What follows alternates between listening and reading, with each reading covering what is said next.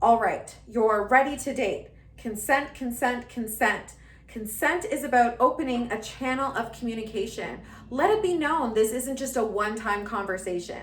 This is a conversation that has to be had over and over and over again, because what we know about the risk factors around coronavirus is that things change quite rapidly. It's as simple as got my nails done, got the call, someone at the salon tested positive, and now I'm self-isolating or monitoring for symptoms. We've got to be checking in and letting each other know. Be honest. There's so much stigma about disease, as if getting sick is the fault or burden of the person who's been sick. We have to dispel that sort of information so that we can show up to each other and equip each other to make the best decisions possible for our health and safety and the health and safety of our loved one. As we know, COVID-19 was particularly brutal on us sluts and poly folks.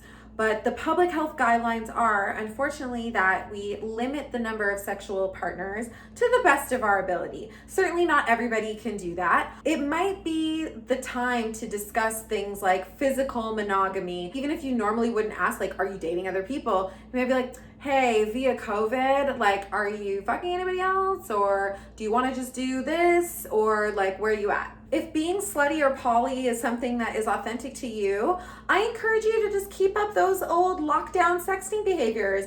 Join an app where you can find partners from all over the world and sex at all times of day. Or just have your bubble of 10 all be a polycule, all be sex partners. I don't see why that's not an option. And lastly, some tips for getting down. I know I've offered these before, but why not offer them again? There are types of sex that you can have that can limit your risk to the exposure of the virus. If you're going to be eating ass, using barrier methods like dams or condoms or saran wrap, avoid kissing, wear masks while which can also be quite kinky and fun, positions that aren't face-to-facing, and doing it outside discreetly.